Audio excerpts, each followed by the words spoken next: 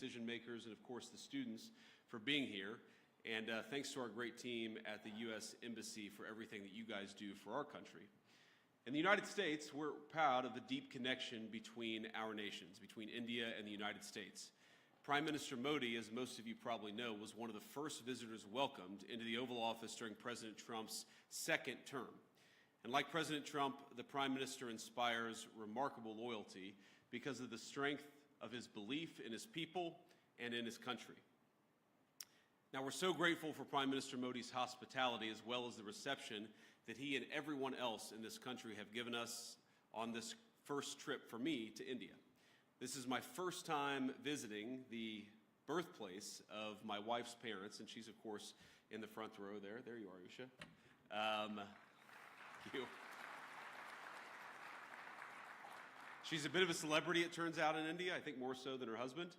But I haven't been here long, but already I've been fortunate enough to visit the Akshardham Temple. Did I pronounce that right, honey? I did okay? All right.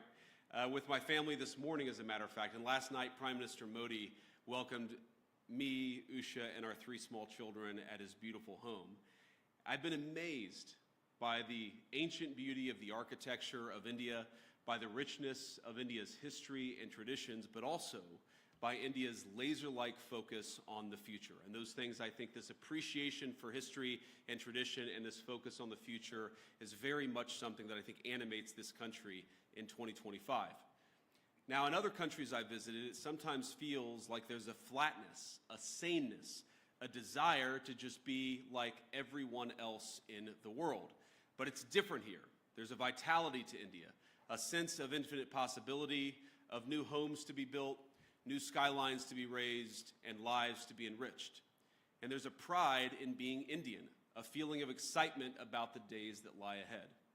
Now, it's a striking contrast with too many in the West, where some in our leadership class seem stricken by self-doubt and even fear of the future.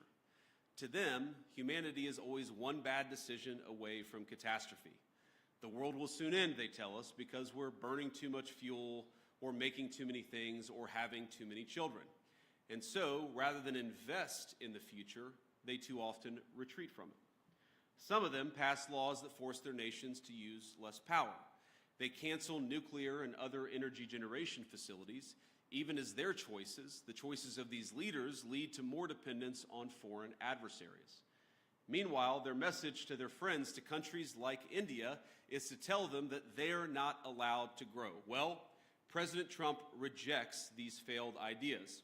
He wants America to grow, he wants India to grow, and he wants to build the future with our partners all over the globe.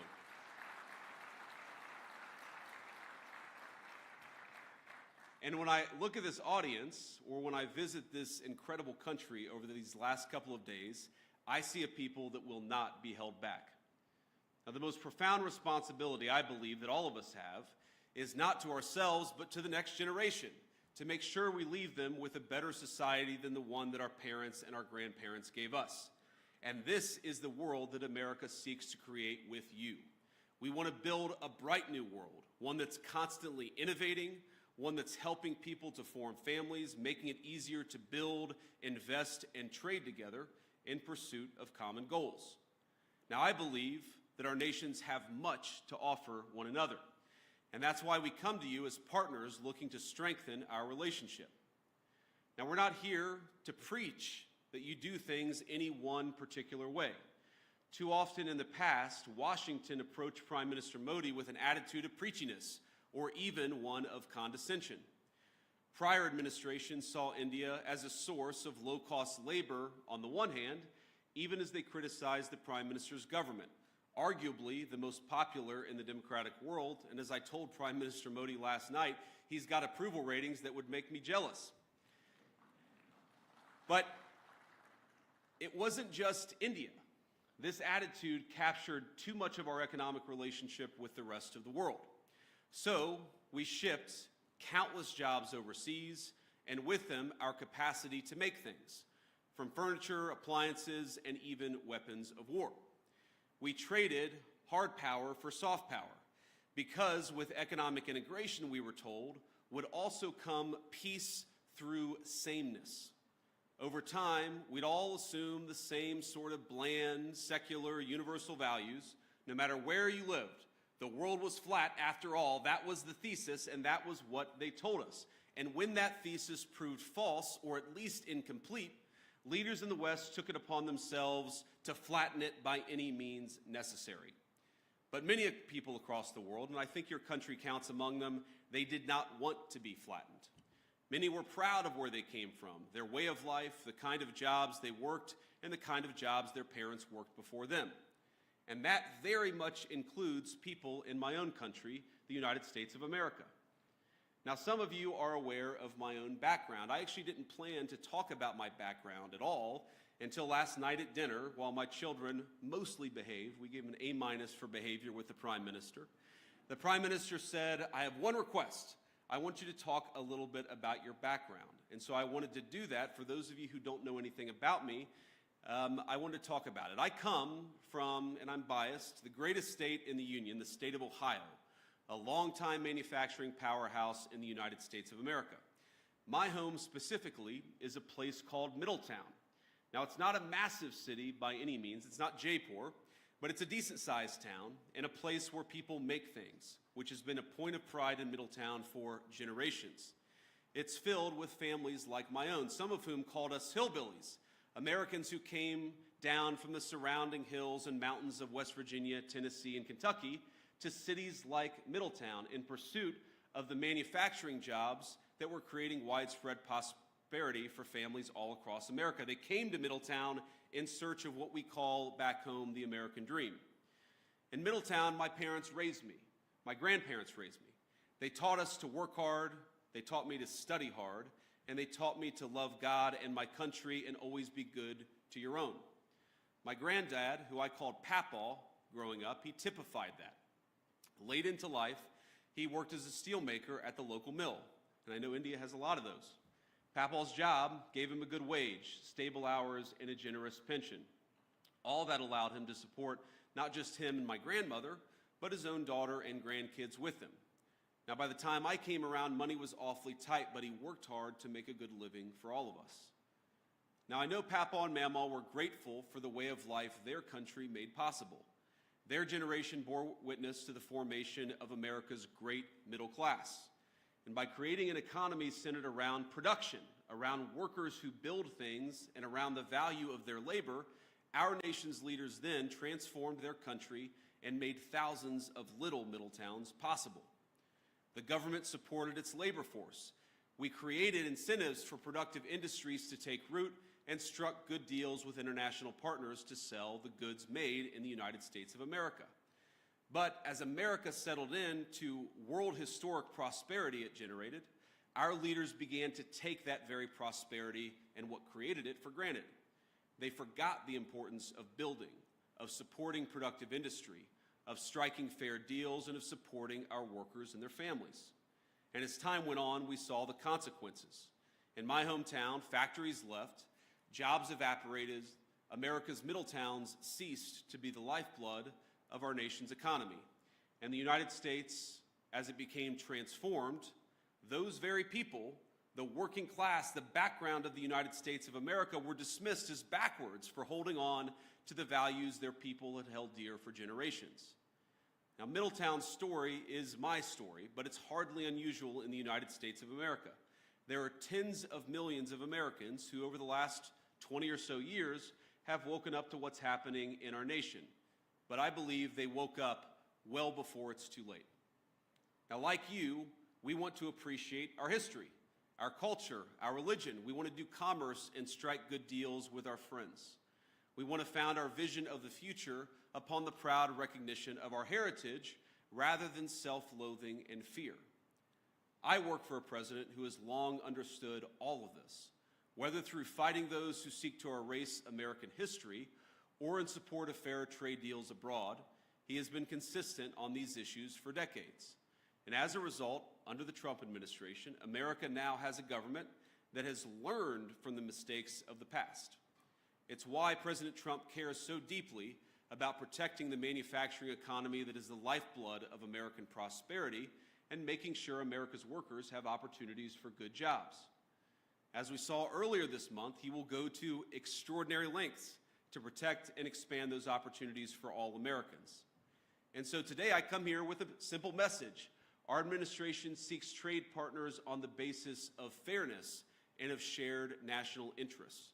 We want to build relationships with our foreign partners who respect their workers, who don't suppress their wages to boost exports, but respect the value of their labor. We want partners that are committed to working with America to build things, not just allowing themselves to become a conduit for transshipping others' goods. And finally, we want to partner with people and countries who recognize the historic nature of the moment we're in, of the need to come together and build something truly new, a system of global trade that is balanced, one that is open, and one that is stable and fair. Now, I want to be clear, America's partners need not look exactly like America, nor must our governments do everything exactly the same way. But we should have some common goals, and I believe here in India we do, in both economics and in national security. And that's why we're so excited. That's why I'm so excited to be here today. In India, America has a friend, and we seek to strengthen the warm bonds our great nations already share. Now, critics have attacked my president, President Trump, for starting a trade war in an effort to bring back the jobs of the past, but nothing could be further from the truth. He seeks to rebalance global trade so that America, with friends like India, can build a future worth having for all of our people together. And when President Trump and Prime Minister Modi announced in February that our countries aim to more than double our bilateral trade to $500 billion by the end of the decade, I know that both of them meant it. And I'm encouraged by everything our nations are doing to get us there. As many of you are aware, both of our governments are hard at work on a trade agreement built on shared priorities, like creating new jobs, building durable supply chains, and achieving prosperity for our workers. In our meeting yesterday, Prime Minister Modi and I made very good progress on all of those points. And we are especially excited to formally announce that America and India have officially finalized the terms of reference for the trade negotiation. I think this is a vital step. Thank you.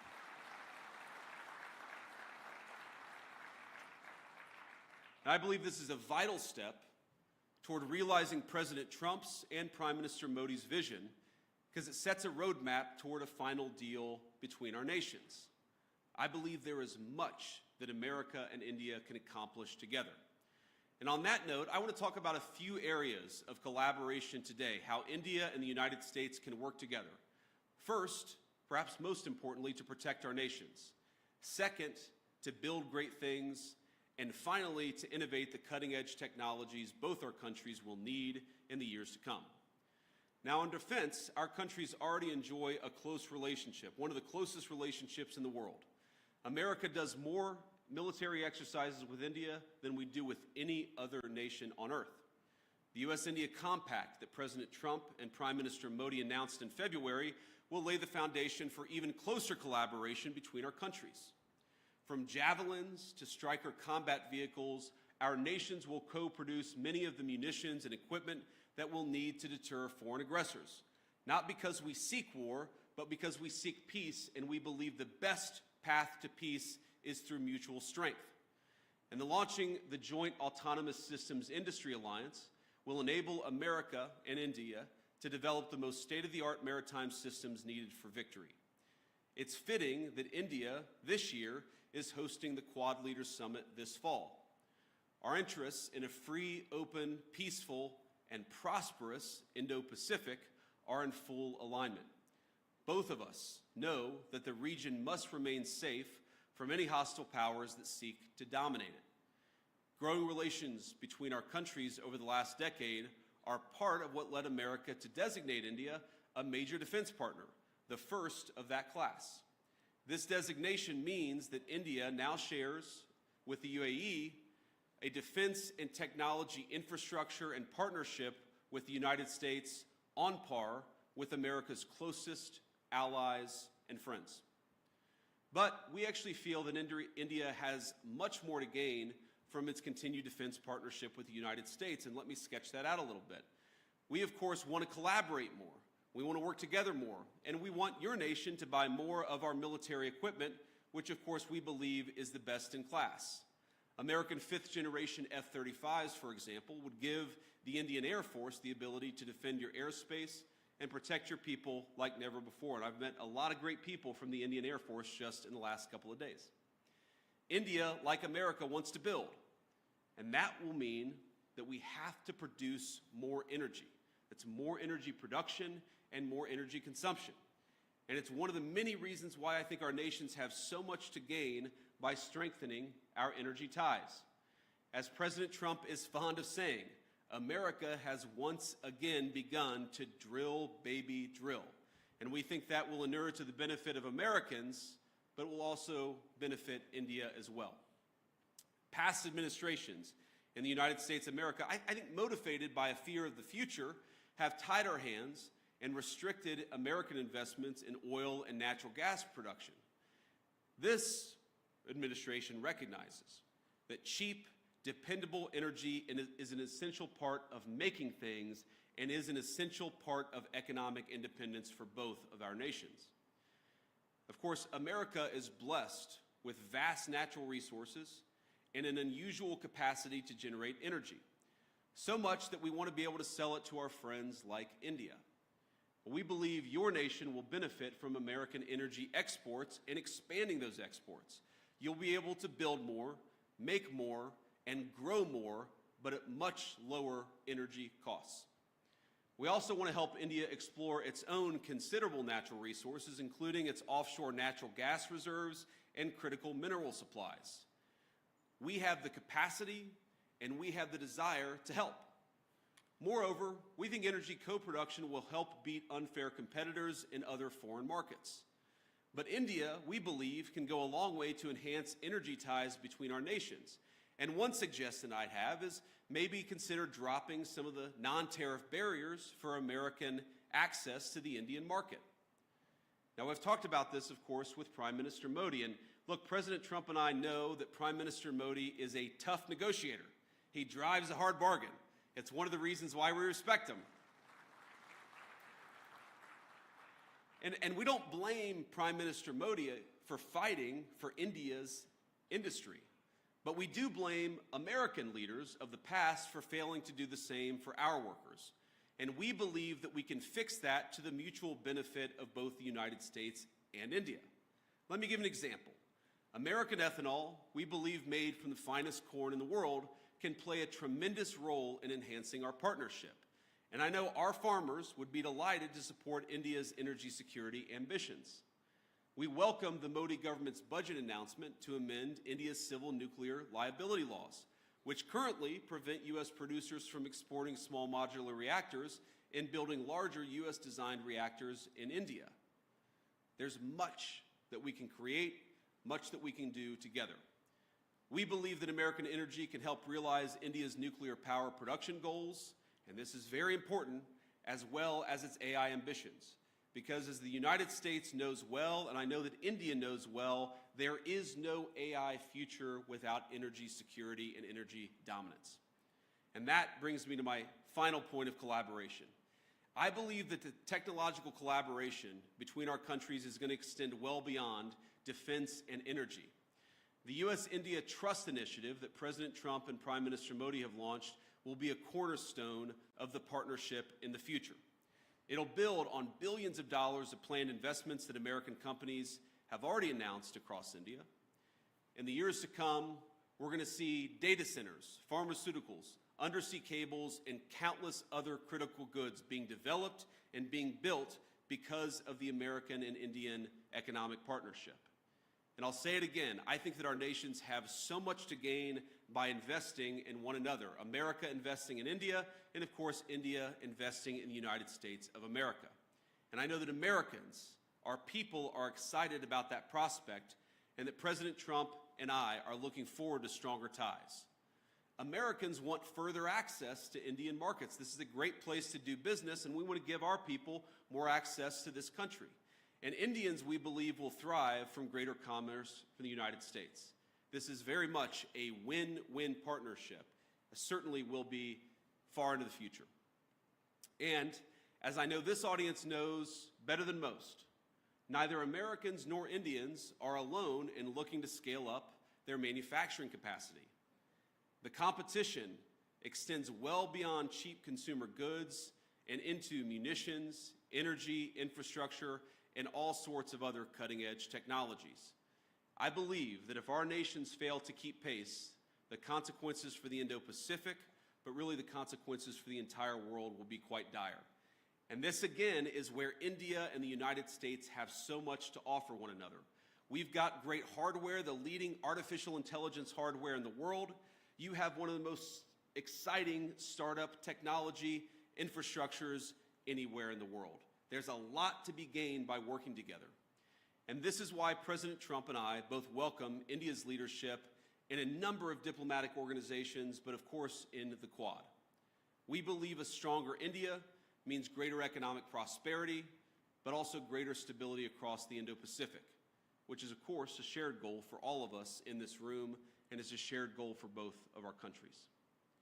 Now, I want to close with one last story, or maybe a couple of stories. So, you know, my son Ewan is 7 years old. He's our firstborn son. And yesterday, after we had dinner at the Prime Minister's house, the food was so good, and the Prime Minister was so kind to our three children, that Ewan came up to me afterwards and he said, "Dad, you know, I think maybe I could live in India."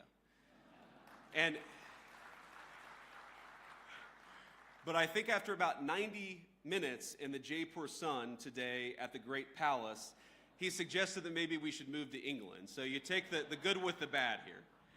But I want to talk about Prime Minister Modi because I think he's a special person. I first met Prime Minister Modi at the AI Action Summit in February, and we had a lot of important discussions on AI and other policies to prepare for. The Prime Minister also managed to figure out that my son Vivek was actually turning 5 years old on the trip. This was in Paris just a couple of months ago. So think about this. Amid a huge international policy conference, he took the time to stop by where I was staying, wish our second son, Vivek, a happy birthday, and even bring him a gift. Ush and I were both genuinely touched by his graciousness, and we've been even more impressed by his warmth since we arrived in India. Now, it's interesting. Some of you may know that when you're a politician, your kids spend almost as much time in the limelight as you do, and the great things about kids is they are brutally honest. They're brutally honest with everybody, whether you want them to be or not.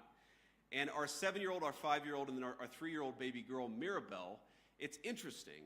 They have only really attached themselves to, they've only really liked, I should say, they've only really built a rapport with two world leaders. The first, of course, is President Trump. He just has a certain energy about him. But Prime Minister Modi, it's the exact same thing. Our kids just like him.